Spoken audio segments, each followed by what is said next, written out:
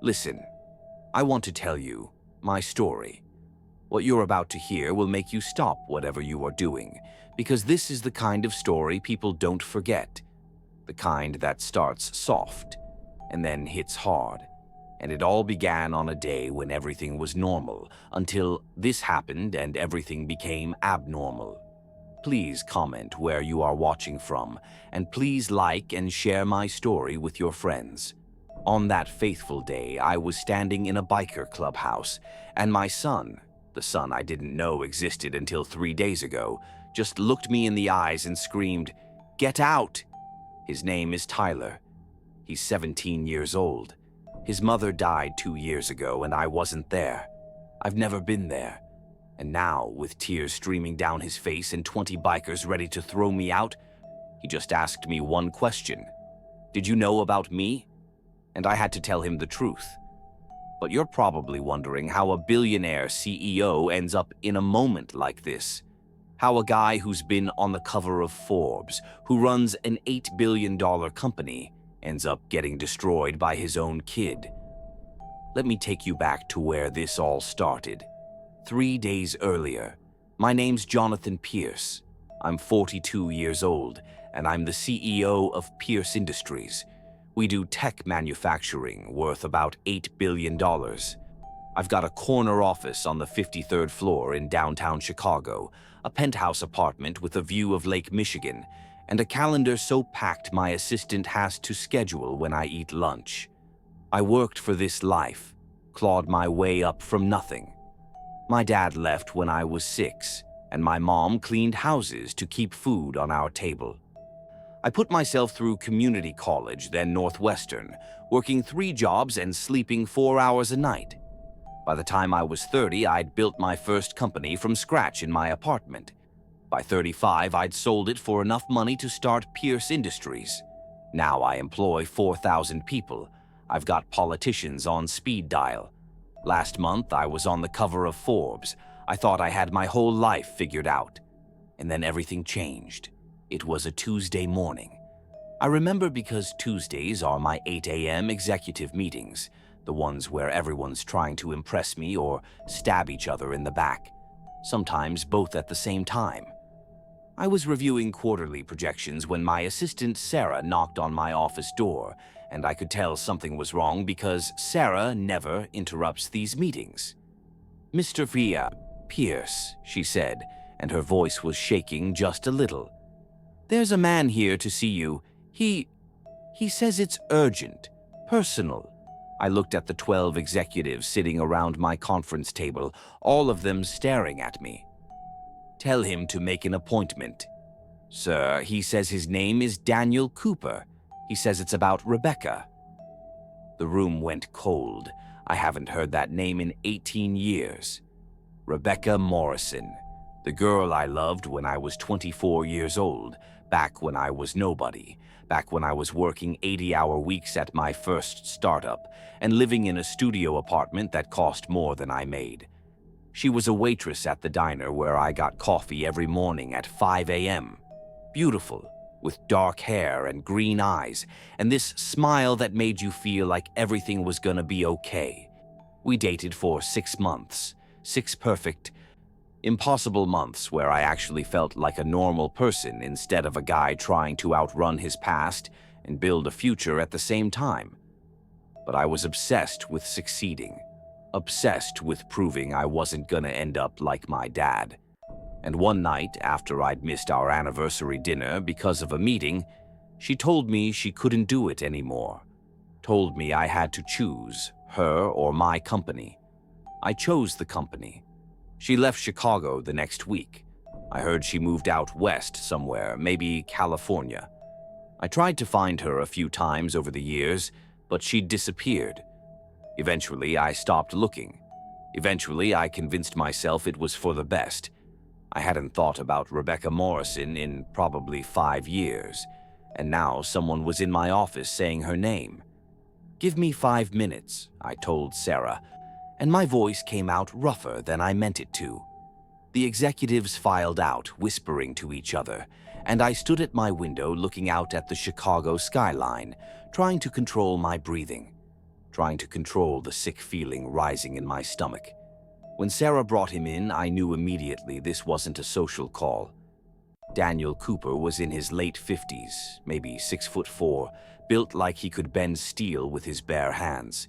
He wore jeans, boots, and a black leather vest with patches all over it. A motorcycle club vest. The kind of guy who probably hasn't worn a suit in his entire life. He stood in my office looking around at the art on the walls, the leather furniture, the view of the city, and I could see judgment in his eyes. "Mr. Pierce," he said, and he didn't offer his hand. "Mr. Cooper." I stayed behind my desk. "My assistant said this is about Rebecca Morrison." His jaw tightened. "Rebecca's dead." The words hit me like a punch to the chest. I sat down in my chair, not because I wanted to, but because my legs stopped working. "When?" I managed to say. "2 years ago. Cancer." He said it flat, emotionless. "But I'm not here about that. I'm here about your son." The room started spinning. "I don't have a son." "Yeah, you do." Daniel pulled a folded envelope from inside his vest and dropped it on my desk. "His name's Tyler. He's 17 years old. Rebecca raised him by herself until she got sick, and then she asked me and my club to take care of him. We've been his family for the last 2 years." I stared at the envelope like it was a bomb. "Why didn't she tell me?" "Because you made it real clear what mattered to you, Mr. Pierce. And it wasn't her." That hurt worse than it should have, probably because it was true. My hands were shaking when I opened the envelope. Inside was a birth certificate. Tyler James Morrison, born March 15th, 18 years ago. Mother, Rebecca Morrison. Father, Jonathan Pierce. And a photograph. A kid with dark hair and green eyes. Rebecca's eyes. But his face. God, his face looked like mine at that age. "I have a son," I whispered. "Had a son," Daniel corrected. "You got her pregnant and she left. She raised that boy alone for 15 years, working 2 jobs, never asking you for nothing. Then she got sick, and she made me promise something before she died." I looked up at him. "She made me promise that if Tyler ever wanted to know about his father, I'd bring you to him, not the other way around. You don't get to just show up in his life because it's convenient now. You want to meet your son. You gotta earn it." "Earn it how?" Daniel smiled, and it wasn't a friendly smile. "You come to our clubhouse, you meet the brothers who've been raising your boy. You show us you're not just some rich guy who's gonna hurt him again. And if we decide you're worthy," he paused, "then maybe we'll let you meet Tyler. And if I don't, then Tyler never knows you exist.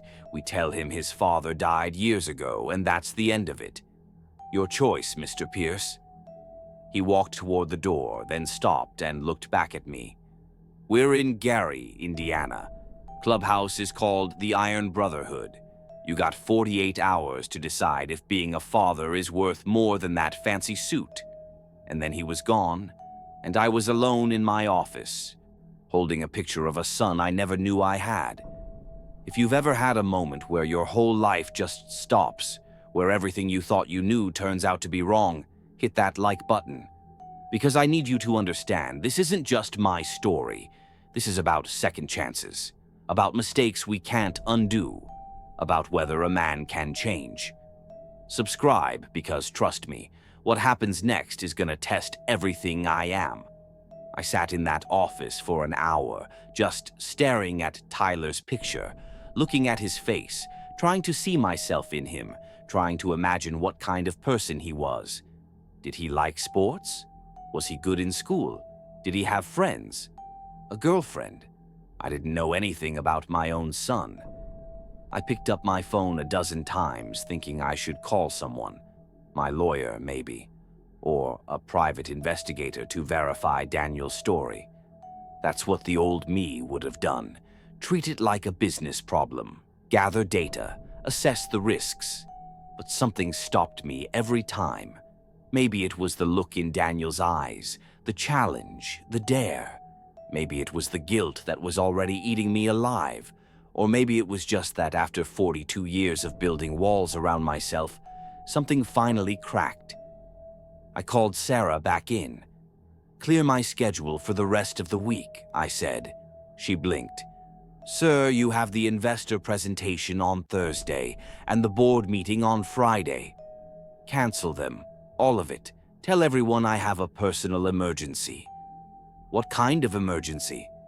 I looked at the photograph again. The kind that's been waiting 18 years. I didn't go home that night. I drove straight to Gary, Indiana, about an hour outside Chicago. The city changed as I got closer, from gleaming skyscrapers to industrial warehouses to neighborhoods that had seen better days. I found the Iron Brotherhood clubhouse just after midnight. It was a low brick building with motorcycles parked out front, neon beer signs in the windows, and the sound of music and voices coming from inside. I sat in my car for 20 minutes, my hands gripping the steering wheel, trying to work up the courage to walk through that door. Finally, I got out. The night air was cold. I was still wearing my suit from the office, a $3,000 Tom Ford that probably cost more than most of these guys made in a month. I felt ridiculous. I walked up to the front door and knocked. The music inside stopped. I heard footsteps, and then the door opened. Daniel stood there, looking surprised to see me. "Mr. Pierce, you're early." I said 48 hours. "I know, but I couldn't wait." He studied my face for a long moment, then stepped aside. "Come in." The inside of the clubhouse smells like motor oil, cigarettes, and old leather. There's a long wooden bar against one wall, pool tables in the back, and motorcycle parts scattered everywhere like some kind of mechanical graveyard. The walls are covered in photographs, men on bikes, group shots, memorials for members who've passed. And every single person in this room is looking at me like I'm an intruder. Because I am. Daniel walks ahead of me and the conversation stops. 20 men, maybe more, all wearing the same leather vests with Iron Brotherhood MC patches on the back. Some of them are my age, some older, a few younger. All of them look like they've lived harder lives than I could imagine. "Brothers," Daniel says, his voice carrying across the room. "This is Jonathan Pierce, Tyler's biological father." The way he says biological stings, like he's making it clear that's all I am, just DNA, nothing more. A man at the bar stands up. He's probably 60 with gray hair pulled back in a ponytail and a scar running down the left side of his face. He walks toward me slowly, studying me like I'm something he might buy at a garage sale. "I'm Frank," he says. "I'm the president of this club. Daniel brought me your story. Rebecca made us promise we'd give you a chance, so that's what we're doing. But understand something, Mr. Pierce. Tyler doesn't know you're here yet. We're not gonna tell him until we decide if you're worth knowing. I want to argue, want to say I have a right to meet my own son. But looking around this room, I realize I have no rights here. These men raised him when I didn't even know he existed. These men were there when he was scared, when he was angry, when he needed a father figure. I was in boardrooms making deals. What do I have to do? I ask. Frank crosses his arms. You're gonna stay here, not in some hotel, here, at the clubhouse. We've got a spare room upstairs. You're gonna eat with us, work with us, live with us, and we're gonna see what kind of man you really are. If you pass our tests, if we think you're worthy, then maybe we'll introduce you to Tyler. How long? As long as it takes. I think about my company, my schedule, the meetings I'm missing. My CFO is probably losing his mind trying to reach me. But then I think about Tyler. About 18 years of missed birthdays and baseball games and school plays. About Rebecca raising him alone while I collected awards and built an empire. Okay, I say. I'll stay. Frank nods slowly. Good. First test starts tomorrow morning, 5 a.m. Hope you're not afraid of getting your hands dirty. Daniel shows me to my room. It's barely bigger than my walk-in closet back home, a single bed, a dresser, a window with bars on it. The bathroom down the hall is shared with 6 other guys. This is where you'll sleep, Daniel says. Breakfast is at 6. Don't be late. He starts to leave, then turns back. Mr. Pierce, Jonathan. It's the first time he's used my first name. I knew Rebecca for almost 3 years before she died. She talked about you sometimes, especially near the end. You know what she said? I shake my head, not trusting my voice. She said she hoped you'd found whatever you were looking for. That she hoped building your empire made you happy. He pauses. Did it? I look around the tiny room, think about my empty penthouse, my failed marriages, my life of success that feels hollow. No, I admit, it didn't. Daniel nods like he expected that answer. Then maybe you're here for the right reasons after all. Get some sleep. Tomorrow's gonna be hard. And then I'm alone in this tiny room, lying on a bed that creaks every time I move, listening to motorcycles and voices and life happening all around me. I pull out my phone. 47 missed calls, 63 emails. I turn it off, because for the first time in 20 years, there's something more important than work. Somewhere in this building, maybe just down the hall, is my son. A kid who doesn't know I exist. A kid I'm terrified to meet because what if he hates me? What if he looks at me and sees everything his mother ran away from? What if I fail him all over again? But I can't think like that. I have to believe that Rebecca was right to give me this chance. That somewhere inside the man I've become, there's still the guy she fell in love with. The guy who dreamed about changing the world instead of just making money. I have to believe I can be better. I have to. Because my son deserves better than the father I've been. He deserves the father I'm going to become, starting tomorrow. And if you're watching this, if you've stayed with me this far, please hit that subscribe button, because this journey is just beginning. Because I'm about to learn what it really means to earn something instead of just buying it. Because in 3 days, I'm going to stand in front of Tyler for the first time. And he's going to ask me if I'm his father. And when I say yes, his whole world is going to fall apart. But I don't know that yet. Right now, I'm just a guy lying in a tiny room, holding a picture of his son, and praying for a second chance I probably don't deserve. Tomorrow, the real test begins. The inside of the clubhouse smells like motor oil, cigarettes, and old leather. There's a long wooden bar against one wall, pool tables in the back, and motorcycle parts scattered everywhere like some kind of mechanical graveyard. The walls are covered in photographs, men on bikes, group shots, memorials for members who've passed. And every single person in this room is looking at me like I'm an intruder. Because I am.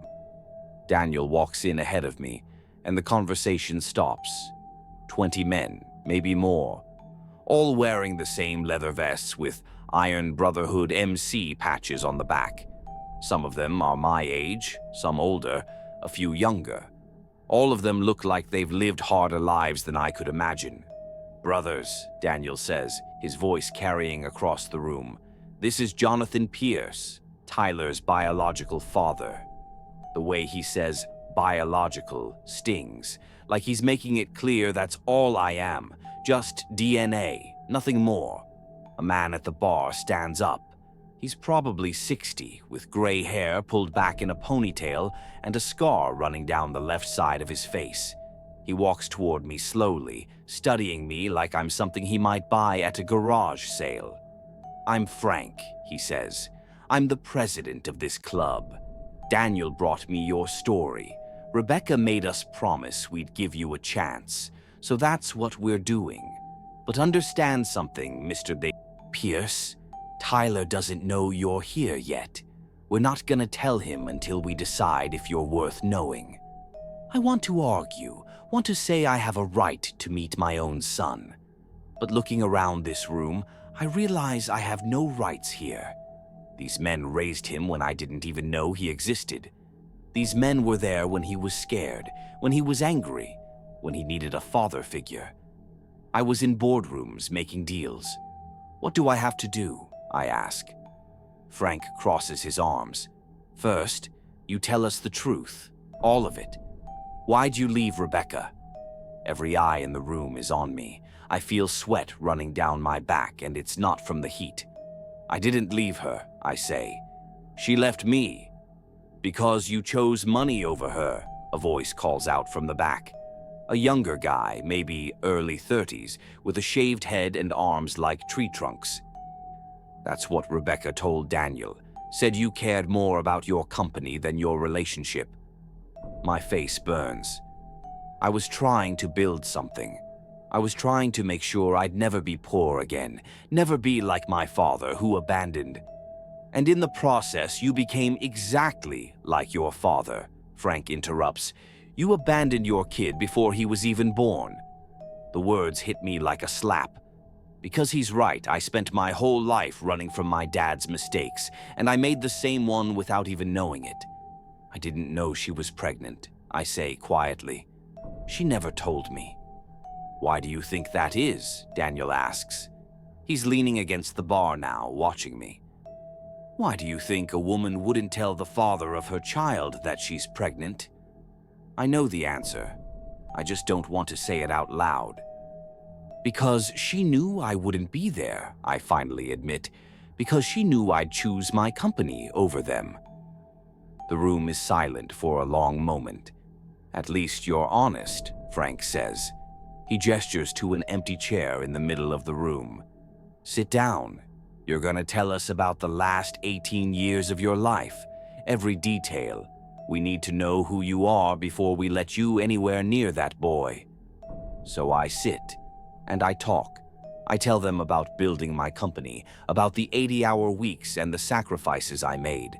I tell them about the marriages that failed, 2 of them, because I couldn't stop working long enough to be a husband. I tell them about the promotions and the successes and the magazine covers, and with every word I can see them judging me. They're not impressed, not even a little. You got kids from those marriages, someone asks. No, we tried, but it never happened. The irony isn't lost on me. I spent years wanting children with women I married, and all along I had a son I didn't know about. Where's your family now? Frank asks. Your mom, siblings? My mom died 6 years ago, heart attack. I have a half-sister I haven't talked to in maybe 10 years. We had a falling out over money after Mom passed. Daniel shakes his head. So you got nobody. No family, no real friends, just employees and business partners. I have a life, I say defensively. No, Mr. Pierce. You have a schedule. There's a difference. I want to argue, but I can't. Because sitting here in this clubhouse, surrounded by these men who clearly love each other like brothers, I realize how empty my life actually is. I have money. I have power. I have success. But I eat dinner alone every night in a penthouse apartment. I spend my weekends reading financial reports. The last time someone hugged me was probably my mom's funeral. Tell us about Rebecca, Frank says, his voice softer now. What was she like when you knew her? And for the first time in this conversation, I smile. She was sunshine, I say. I know that sounds stupid, but that's what it felt like being around her. Like everything was brighter.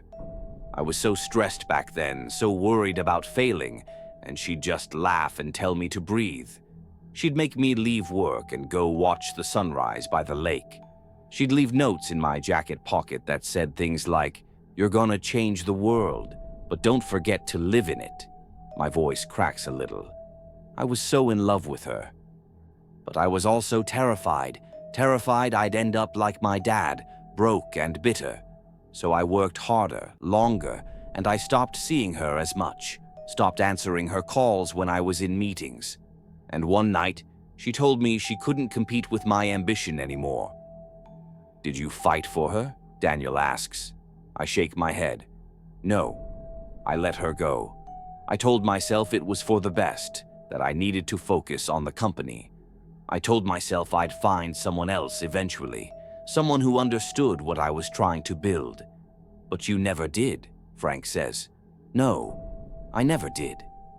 A door opens at the back of the clubhouse, and my heart stops. A kid walks in. 17, wearing jeans and a flannel shirt, dark hair that needs a cut, and those green eyes, Rebecca's eyes.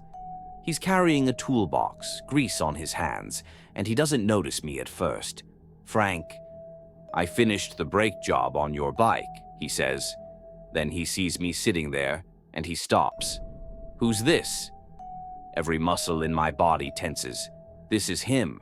This is my son. Frank stands up. Tyler, this is a friend of Daniel's. He's just visiting. Tyler looks at me with mild curiosity, nothing more. He doesn't know, doesn't have any idea that his father is sitting 10 feet away from him. Cool, Tyler says. Then he looks at Daniel. You coming to dinner? Maria's making her lasagna. I'll be there in a bit, Daniel says. Tyler nods and walks back through the door, disappearing into another part of the clubhouse, and I can't breathe. That's him, I whisper. That's him, Frank confirms. Good kid, smart, works hard, treats people with respect. Rebecca did a hell of a job raising him, and we've tried to keep that going. I'm staring at the door where he disappeared. He looks like her. Acts like her, too, Daniel says. Kind, patient, sees the good in people, none of which he got from you. That hurts, but I can't argue. Frank sits back down. Here's what's gonna happen, Mr. Pierce. You want to meet your son, really meet him. You're gonna stay here for a while, not in some hotel. Here at the clubhouse. We've got a spare room upstairs. You're gonna eat with us, work with us, live with us, and we're gonna see if you're the kind of man who deserves to be Tyler's father. For how long? As long as it takes. I think about my company, my schedule, the meetings I'm missing. My CFO is probably losing his mind trying to reach me. The board is going to have questions. But then I think about Tyler walking through that door, not knowing who I am, and I know there's only one choice. Okay, I say, I'll stay. Frank nods slowly. Good. First test starts tomorrow morning, 5 a.m. Hope you're not afraid of getting your hands dirty. That night, I'm lying on a narrow bed in a room that's barely bigger than my walk-in closet back home. The walls are thin. I can hear people talking downstairs, motorcycles starting up outside, someone playing guitar in another room. I can't sleep. I keep thinking about Tyler's face, about how he looked right at me and didn't know, didn't feel any connection. Why would he? I'm a stranger. Around midnight, I hear footsteps in the hallway, then voices, Tyler's voice and another man's voice I don't recognize. You think Frank's gonna let him stay? The other voice asks. I don't know, Tyler says. Daniel's been weird lately. Won't tell me what's going on. Maybe it's club business. Maybe. There's a pause. You ever think about your dad? My whole body goes rigid. Sometimes, Tyler says quietly. Mom never wanted to talk about him, just said he wasn't ready to be a father. I used to be angry about it when I was younger, but I don't know. I've got Daniel and Frank and all the guys. They've been more than enough. But you still wonder. Another long pause. Yeah, I still wonder what he's like. If he ever thinks about me. If he even knows I exist. I press my face into the pillow to keep from making a sound. For what it's worth, the other voice says. If he knew about you and didn't show up, he's an idiot. You're a good dude, Tyler. Thanks, Chris. Their footsteps fade away down the hall, and I lie there in the dark, my chest aching. Knowing that my son wonders about me, knowing that tomorrow I have to prove I'm worth knowing. Knowing that somewhere in this building, there's someone who's about to test me in ways I can't imagine. If you've ever felt like you've wasted years of your life on the wrong things, drop a comment. Because that's where I am right now, realizing that all my success means nothing compared to the 17 years I missed with my son. Stay with me. Hit that subscribe button. Because tomorrow morning, my real education begins, and I have a feeling these bikers are gonna teach me lessons no business school ever could. But what I don't know yet, what none of us know, is that back in Chicago, someone at my company just found out where I am and why I'm here. And they're about to make a decision that could destroy everything. The alarm on my phone goes off at 4:30 in the morning, and for a second I forget where I am. Then I see the bare walls, the single window with bars on it, and I remember. I'm in a biker clubhouse in Gary, Indiana, about to prove to a bunch of motorcycle club members that I deserve to know my own son. I check my phone. 47 missed calls, 63 emails. My CFO, my assistant, 3 board members, and my head of legal all trying to reach me. There's one text from Sarah, my assistant, that makes my stomach drop. Mr. Pierce, David Hartman is asking questions about where you are. He's called an emergency board meeting for Friday. Please call me. David Hartman, my VP of operations and the biggest snake in my company. He's been gunning for my position for 2 years, undermining me in subtle ways. Building alliances with board members who think I'm too controlling. If he smells blood in the water, he'll strike. But I can't think about that right now. I get dressed, jeans and a t-shirt I bought at a gas station yesterday, since all I had were suits, and head downstairs. The clubhouse is already awake. I smell coffee and bacon, hear voices in the kitchen, the rumble of a motorcycle starting up outside. Daniel's waiting for me at the bottom of the stairs. He looks me up and down and smirks. "You look like a guy playing dress-up." "Thanks," I mutter. Coffee's in the kitchen. Grab some breakfast, then meet me in the garage. We've got work to do. The kitchen is full of people. Frank's cooking eggs on a massive griddle. 3 other guys are arguing about football. And Tyler's sitting at the table eating cereal and scrolling through his phone. He looks up when I walk in. "Morning." "Morning," I manage to say, my throat tight. Up close, I can see even more of Rebecca in him.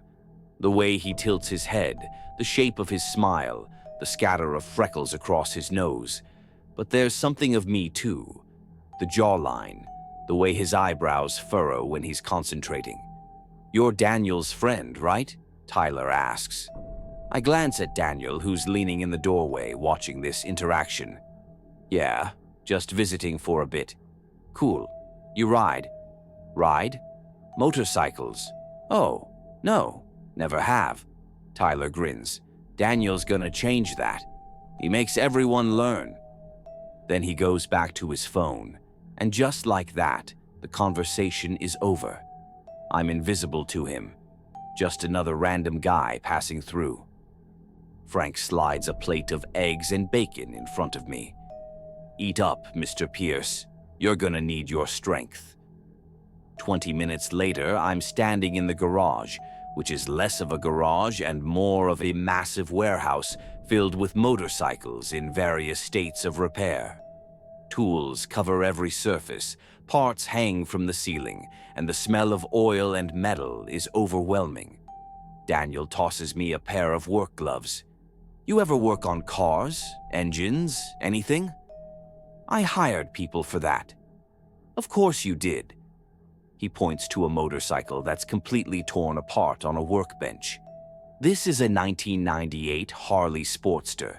It's been sitting dead for 3 years. You and me are gonna rebuild it.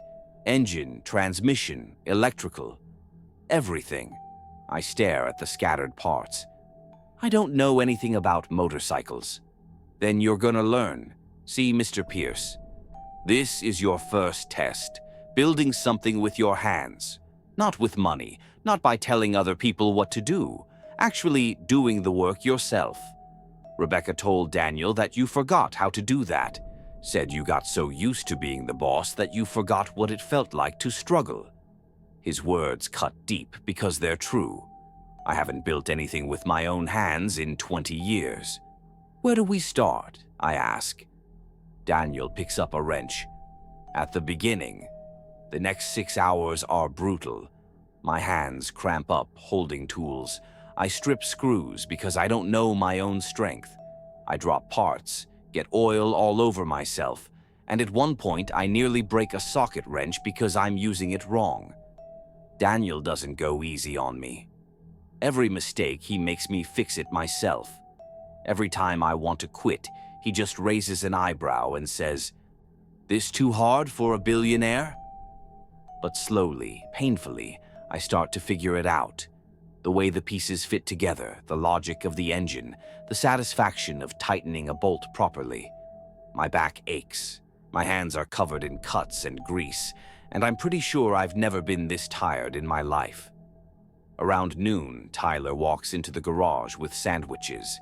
He sees me covered in oil, struggling with a carburetor, and he actually laughs. "Daniel's got you rebuilding the Sportster? That thing's a nightmare." "I'm discovering that," I say, trying to smile. Tyler sets down the sandwiches and walks over. "Here, you're doing that wrong. The float bowl gasket has to be seated perfectly, or it'll leak." He takes the part from my hands, shows me the proper way to install it, and suddenly it clicks into place. "Thanks," I say. "No problem. I've rebuilt 3 bikes with Daniel. You get the hang of it after a while." He looks at me curiously. "What do you do? Like for work?" I hesitate. Daniel's watching me from across the garage. I work in manufacturing. Management. Oh, office job. Yeah. My mom had an office job for a while before she got sick. Said she hated it. Too many meetings, not enough actual work. He grins. She would have liked this better.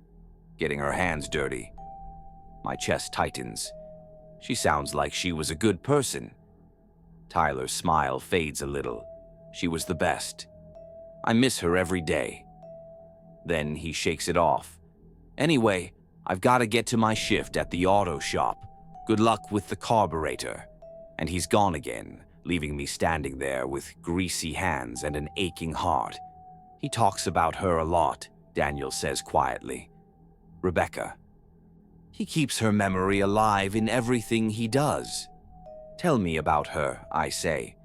"After she left Chicago, what was her life like?" Daniel wipes his hands on a rag. "She moved to Milwaukee first, then ended up here in Gary about 12 years ago. Worked as a nurse at the community hospital. Raised Tyler on her own in a small apartment above a laundromat. Money was tight, but she never complained. Never asked anyone for help." "How'd you meet her?" "Tyler got in a fight at school when he was 15. Some kids were bullying a younger kid, and Tyler stepped in. Got himself a black eye and a suspension. Rebecca brought him to the clubhouse because she'd heard we did mentorship programs for at-risk youth. Asked if we could teach him to channel his protectiveness in better ways." Daniel smiles at the memory. "Frank took one look at that kid and said yes. Tyler started hanging around here, learning about bikes, finding brothers who understood him. And Rebecca, she became family too. She'd cook for us, patch up our cuts, give us advice about our own kids. She was the heart of this place for almost 2 years. And then she got sick. Pancreatic cancer, aggressive. By the time they found it, it was stage 4. She had maybe 6 months. Daniel's voice gets rough. She made Tyler promise he'd let us take care of him, made us promise we'd keep him safe, keep him good. And she made me promise that if Tyler ever asked about his father, I'd find you and give you one chance. Just one." "Why me?" I ask. "Why not just let him think I was dead or gone?" Because she still loved you, you idiot. Daniel looks at me hard. Even after 18 years. Even after you chose money over her. She still believed that somewhere inside the guy who built an empire, there was the man she fell in love with. The one who used to dream about changing the world, not just making money. I have to turn away because my eyes are burning. Don't waste this chance, Daniel says, because you won't get another one. That night, after another dinner where I sit at the table and watch Tyler joke around with his family, these men who raised him, who know his favorite foods and his terrible jokes and his dreams for the future. I go back to my room and finally return Sarah's call. "Mr. Pierce, thank God," she says immediately. "Where are you?" "I can't explain right now, Sarah. What's happening with Hartman?" "He's telling the board that you've had some kind of breakdown, that you disappeared without explanation and aren't responding to anyone. He's pushing for them to name him interim CEO until you return." My blood goes cold. He can't do that, not without a vote. "He's getting the votes, sir. He's been working on this for weeks. I think he was just waiting for an opportunity. Whatever you're doing, wherever you are, you need to come back. Now." I look around my tiny room. Think about the Sportster sitting half rebuilt in the garage. Think about Tyler, who doesn't even know I'm his father yet. "I can't come back," I say. Silence on the other end. "Sir, if you don't return by Friday's board meeting, you could lose your company. Everything you've built." "I know." "Then why?" "Because I'm trying to build something more important," I say quietly. "Tell Hartman I'll be at the meeting on Friday.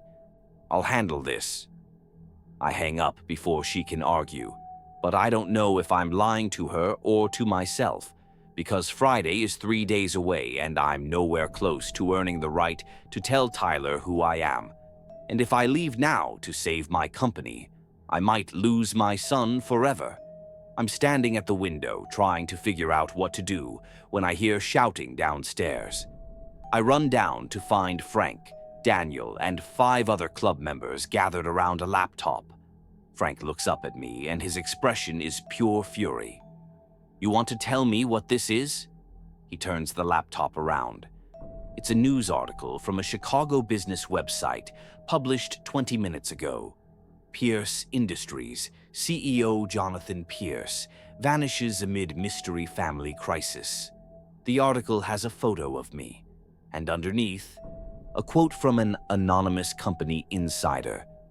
Sources close to Pierce say he's recently discovered he has an illegitimate son from a relationship nearly 2 decades ago. The child was allegedly raised in poverty while Pierce built his fortune. Pierce has reportedly fled Chicago to avoid a scandal. My stomach drops through the floor. "Someone leaked this," I whisper. "You think?" Daniel's voice is shaking with anger. "You brought trouble to our door, Pierce. You brought reporters and attention to this clubhouse, to Tyler, to all of us." "I didn't tell anyone, but someone knows. Someone at your company knows about Tyler, and they're trying to destroy you, which means they're putting a target on my nephew's back." Frank stands up. "Get out." "Wait, Frank, please. Get out. You've got 1 hour to pack your things and leave. This experiment is over. You're not fit to be Tyler's father, and you're definitely not fit to be around this family." "Just let me explain." The door to the clubhouse opens and Tyler walks in. He sees all of us standing there, the tension in the room, the laptop with my face on the screen. "What's going on?" he asks, and Frank looks at me with cold eyes and says, "Ask your father." Tyler's face goes white. "What?" Everyone's staring at me, waiting for me to speak, waiting for me to explain how I've ruined everything in less than 3 days. And I realize this is it, the moment where I either tell my son the truth or lose him forever. But before I can open my mouth, Tyler's phone buzzes. He looks down at it, and His face changes, goes from confusion to shock to horror. "Someone just sent me this article," he says quietly. It says my father is a billionaire who abandoned my mom." He looks up at me and there are tears in his eyes. "Is that you?"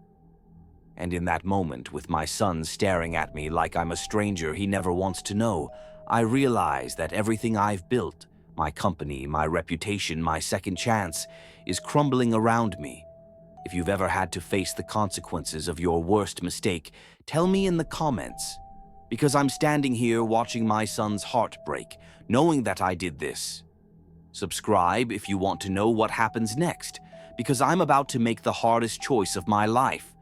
And someone out there, someone who wants me destroyed, is watching, waiting to see if I'll choose my company or my son.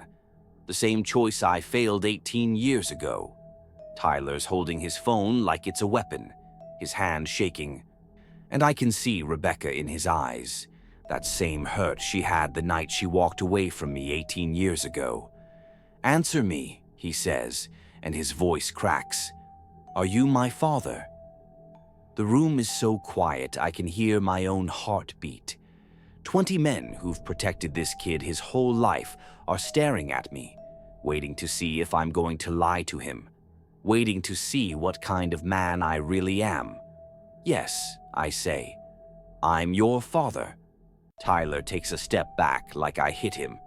"You've been here for 3 days. You sat at dinner with me. You talked to me in the garage. And you didn't say anything. I wanted to." "You wanted to?" His voice gets louder, angrier. "You show up here after 17 years and you wanted to ease into it? Like this is some kind of business negotiation?" Daniel puts a hand on Tyler's shoulder, but Tyler shrugs it off. "Did you know about me?" Tyler demands. "When my mom was alive, did you know she was pregnant?" "No, I swear to God I didn't know. She never told me." "Why not?" Tyler's crying now, angry tears streaming down his face. "Why wouldn't she tell you?" And this is the part that's going to destroy me. This is the part where I have to admit the truth. Because I wasn't the kind of man who deserved to know, I say quietly. "Your mom and I were together for 6 months. I was 24, working every hour trying to build a company, and she asked me to choose, her or my career. And I chose my career. She left and I let her go. I didn't know she was pregnant, but if she had told me, I forced myself to look at him. I don't know if I would have stepped up. And she knew that. So she raised you alone rather than force you to have a father who wasn't ready." Tyler's face crumples. "So you're saying my mom died working 2 jobs, struggling to take care of me by herself, because you were too busy getting rich?" Every word is a knife. "Yes. And now what? You feel guilty? You want to play dad now that I'm almost 18, now that all the hard work is done?" "Tyler," Frank starts, but Tyler whirls on him. "Did you know?" Tyler asks Frank. "Did you know he was here?" Frank nods slowly. "Your mom made Daniel promise that if you ever wanted to know about your father, we'd bring him to you. We were testing him, trying to see if he deserved to meet you." "Well, congratulations," Tyler shouts. "He failed. He failed 18 years ago, and he's failing right now." He looks back at me, and the hatred in his eyes destroys me. "Get out. I don't want you here. I don't want your money. I don't want your guilt. I don't want anything from you. Please, just let me. I said get out." His scream echoes through the clubhouse. Then he turns and runs, out the front door into the night, and I hear a motorcycle engine roar to life. "Tyler, wait!" Daniel yells, running after him. But it's too late.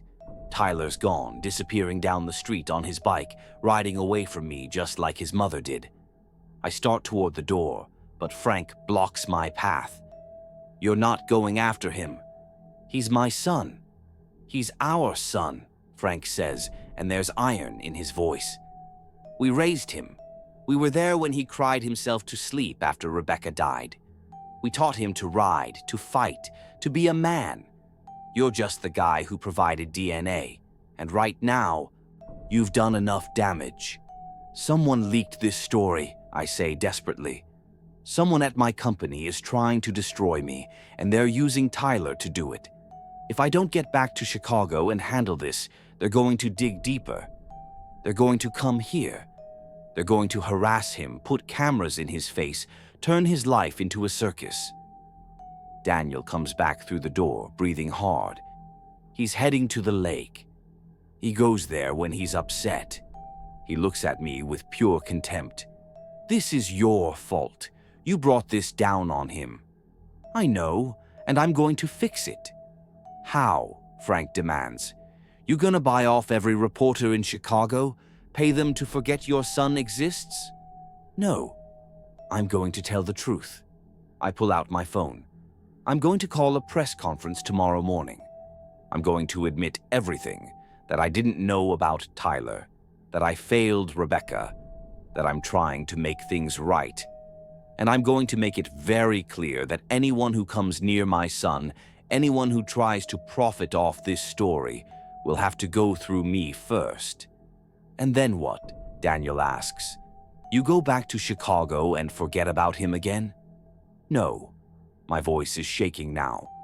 Then I come back here. I keep showing up every week, every month, for as long as it takes, even if he never forgives me, even if he never wants to call me Dad. I'll be here. Frank studies my face for a long moment. You're about to lose your company, aren't you? That's what this article is really about. Someone's trying to push you out. Yes.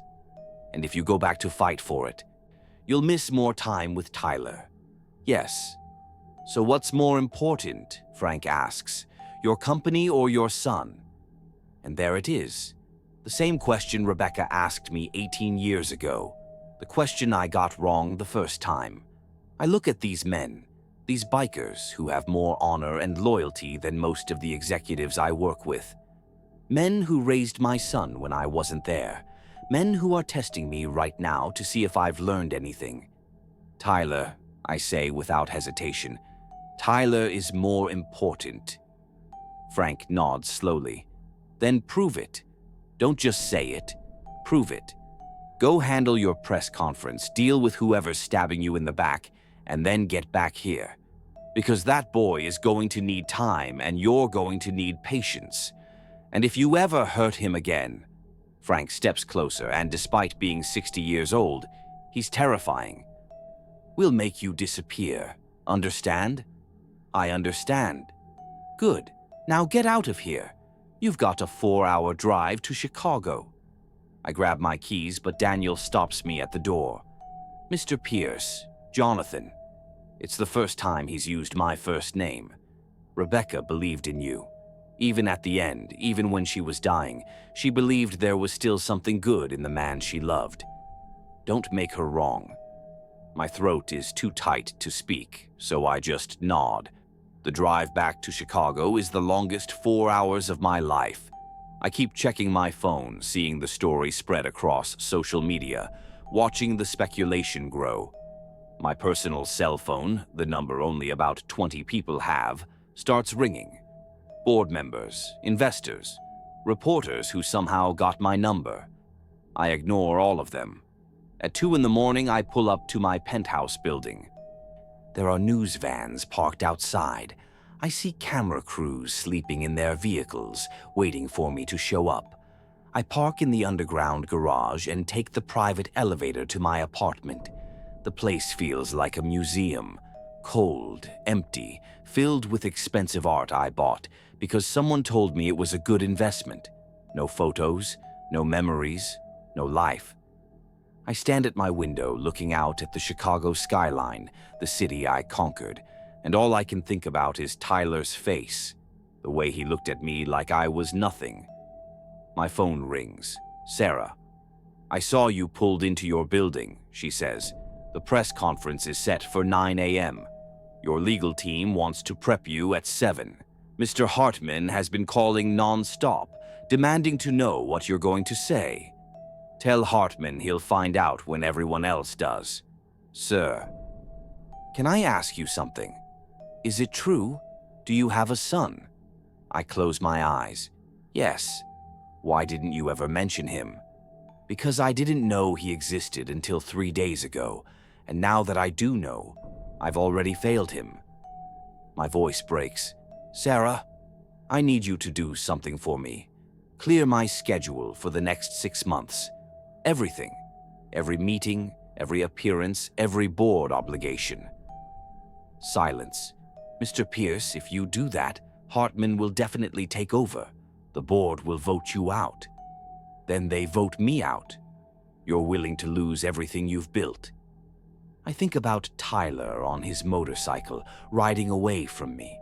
I think about Rebecca, raising our son alone while I collected Forbes covers and built an empire that means nothing without people to share it with.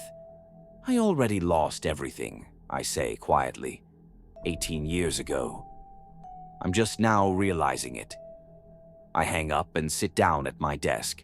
I open my laptop and start writing, not a corporate statement, not a carefully worded press release. The truth. At 7 a.m., my legal team arrives at my apartment. 3 lawyers in expensive suits, all looking nervous.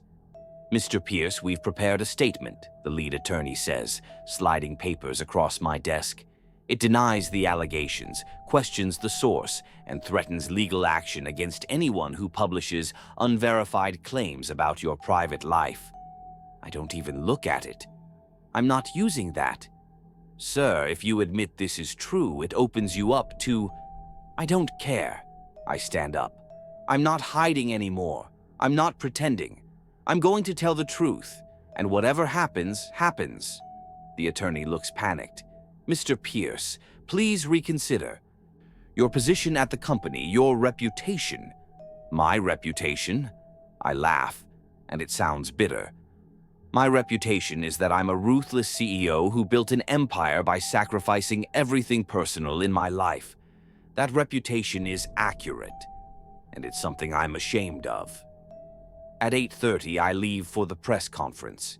It's being held at our company headquarters, a gleaming tower of glass and steel, monument to everything I've achieved.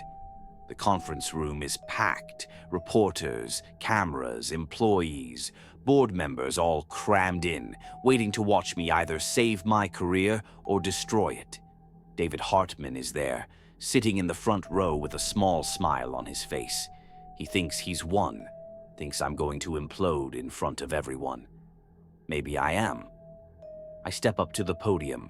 The cameras flash like lightning. Someone shouts a question, but I raise my hand. I have a statement to read, then I'll take questions. The room goes quiet. 3 days ago, I learned that I have a 17-year-old son named Tyler. His mother was a woman I dated briefly 18 years ago named Rebecca Morrison. Rebecca passed away 2 years ago from cancer, and I was not aware she was pregnant when we separated. I did not know Tyler existed until this week. Cameras are flashing constantly now. I see board members whispering to each other. Hartman's smile gets wider.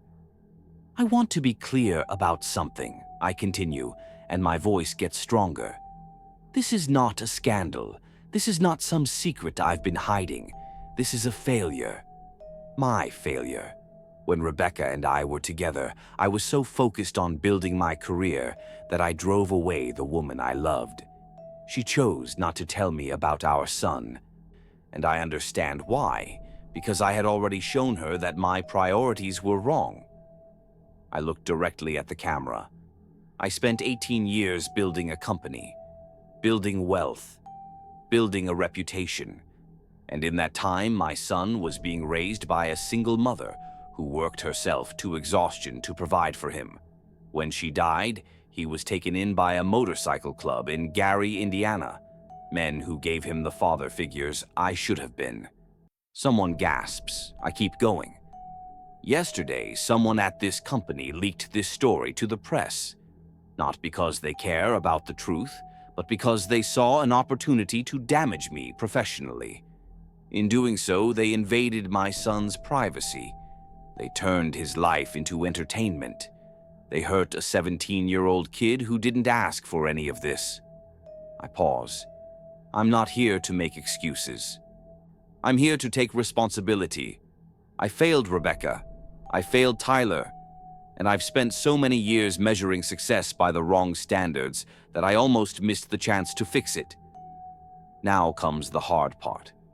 Effective immediately, I'm stepping down as CEO of Pierce Industries. The room explodes, reporters shouting, cameras flashing, board members standing up in shock. I see Hartman's face, complete surprise. This isn't what he expected. I raise my voice over the chaos. I will remain on the board, but I'm appointing Amanda Chen as interim CEO. Amanda's our CFO, brilliant and honest, someone I should have promoted years ago. This company will be fine without me. Better than fine. It will thrive. Because I've finally learned that being irreplaceable isn't something to be proud of. It means you haven't built anything that can survive without you. I grip the podium. I'm going to spend the next several months trying to build a relationship with my son, trying to prove to him that I'm capable of putting people before profit, trying to be the man his mother believed I could be. My voice gets quiet, but the microphone picks it up. Tyler, if you're watching this, and I hope you're not, because you deserve privacy, I'm sorry. I'm sorry I wasn't there. I'm sorry I didn't fight for your mom. I'm sorry I let you down before I even knew you existed. I don't expect forgiveness. I don't even expect you to want to know me. But I'm going to keep showing up. For as long as it takes. I step back from the podium. That's all I have to say. The room erupts into chaos. Reporters screaming questions. Board members arguing. Hartman looking simultaneously thrilled and confused because he got what he wanted, but not the way he wanted it. I walk out of the conference room, past the cameras, past my former employees, past everything I built. Sarah's waiting in the hallway. She's crying. That was either the bravest or stupidest thing I've ever seen. Probably both. I hand her an envelope. This is my official resignation. Make sure Amanda gets everything she needs. She's going to do great. What are you going to do? I think about Tyler, about the Sportster sitting half rebuilt in the garage, about Frank and Daniel and the family that raised my son. I'm going to learn how to be a father, I say. 4 hours later, I'm pulling back into the parking lot of the Iron Brotherhood clubhouse. It's almost 3 in the afternoon. My phone has exploded with messages, some supportive, some hateful, some from reporters offering money for an exclusive interview. I turn it off. I walk into the clubhouse and everyone stops talking. Frank's at the bar, Daniel's working on a bike. A dozen other members are scattered around and they're all staring at me. I saw your press conference, Frank says. You really stepped down? Yes. You're gonna regret that. Maybe. Probably. But it was the right thing to do. I look around. Where's Tyler? His room hasn't come out since he got back from the lake last night. I take a deep breath. Can I talk to him? Frank exchanges a look with Daniel. He doesn't want to see you. I know, but I'm not asking permission anymore. I'm his father and I'm going to act like it, even if it's 18 years too late. Daniel stands up. If you make him cry again, I'll break both your legs. Fair enough. I climb the stairs to the second floor. The hallway smells like old wood and cigarette smoke.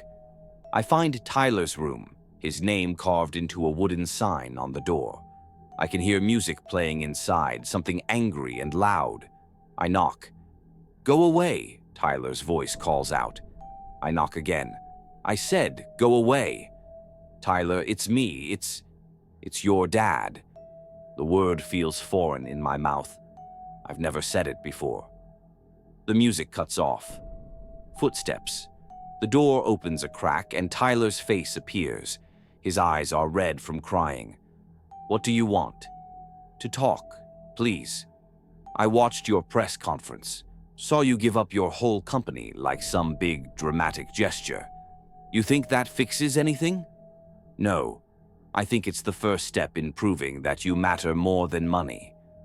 That you matter more than anything. Tyler's jaw clenches. You don't know me. You don't know what matters to me, what I like, what I dream about. You're a stranger. You're right, I am, but I want to change that. If you'll let me. Why should I? It's the same question I've been asking myself for 3 days. Why should he give me a chance? I don't deserve it. I haven't earned it. But then I remember what Rebecca said, according to Daniel. She believed in me, even at the end. Because your mom thought I was worth knowing, I say quietly. And if she believed that, even after everything I did wrong, maybe there's something in me worth finding. I don't know if there is, but I want to try. For her and for you. Tyler's eyes fill with tears again. I hate that you have her eyes, he says, his voice breaking. I hate that when I look at you, I see her looking back. I'm sorry. Stop apologizing. Tyler opens the door wider. Apologies are easy. They're just words. You want to prove something? Then prove it. Stay here. Learn about my life. Show me you're not going to disappear the second things get hard. Okay? Okay? Tyler looks surprised. That's it? Just okay? What do you want me to say? I'll stay as long as you'll have me. I'll rebuild 1,000 motorcycles. I'll live in that tiny room and eat Frank's terrible coffee and let Daniel insult me every day. Whatever it takes. For the first time, I see something other than anger in Tyler's face. Something like curiosity. Maybe even hope. Mom used to tell me stories about you, he says quietly. When I was little, before she decided it was easier to pretend you didn't exist. She said you were brilliant and driven and that you used to talk about changing the world. She said you had dreams bigger than yourself. I did, once. What happened to them? I got so focused on success that I forgot why I wanted to succeed in the first place. Tyler nods slowly. She also said you were kind, that you used to notice things, like when she was sad or when someone needed help. She said you saw people. I stopped seeing people somewhere along the way, started seeing assets and liabilities instead. So what do you see when you look at me? It's a test. I know it's a test. I look at my son. Really look at him. At the fear hiding behind his anger. At the hope hiding behind his skepticism. At the kid who lost his mother too young and got stuck with a father who doesn't know how to be one. I see a second chance I don't deserve, I say honestly. I see the best parts of a woman I loved and lost. I see someone who's braver than I've ever been because you've been through more pain than I can imagine, and you're still standing. And I see someone I want to know, not because you're my son, but because you seem like an incredible person that I'd be lucky to be around. Tyler's quiet for a long time, then he opens his door all the way. The Sportster's still in pieces downstairs, he says. Daniel says if you can finish rebuilding it by the end of the month, you can take me for a ride on it. Prove you're not completely useless. It's not forgiveness. It's not even acceptance. But it's a start. Deal, I say. Tyler almost smiles. Almost. You're still sleeping in that tiny room, and you're doing your own laundry. And you're helping with dishes after dinner. Okay. And stop saying okay. It makes you sound like a pushover. Okay. I catch myself. Understood. This time he really does smile just for a second. Then he closes his door and I hear the music start up again, softer this time. I walk back downstairs where Frank and Daniel are pretending they weren't listening to every word. Well, Frank asks. He's giving me a chance. Daniel grunts. Don't screw it up. I'll try not to. Trying's not good enough, Frank says, but then he pours me a cup of coffee and nods toward the garage. That Sportster's not gonna rebuild itself. Get to work. So I do. And if you're still watching this, if you've followed me through this whole mess of a story, thank you. Drop a comment and tell me about a time you had to choose between success and what really matters. Because I'm learning that success means nothing if you're celebrating alone. Subscribe if you want to follow the rest of this journey. Because I don't know how this ends. I don't know if Tyler and I are ever going to have a real relationship. I don't know if giving up my company was the right choice, or if I'm going to regret it every day for the rest of my life. But I know one thing. I'm not running anymore. I'm not hiding behind work or money or excuses. I'm staying. I'm fighting. I'm learning. And maybe, just maybe, I'm finally becoming the man Rebecca believed I could be. The man my son deserves. Even if it's 18 years too late. The story's not over. Not by a long shot. Because tomorrow morning, I'm getting a call that's going to change everything. A call from Amanda at Pierce Industries, telling me that someone on the board has been embezzling money for years, and that the evidence points to them framing me for it, which means I'm about to have to fight for more than just my relationship with Tyler. I'm about to have to fight for my freedom, but that's a story for another time.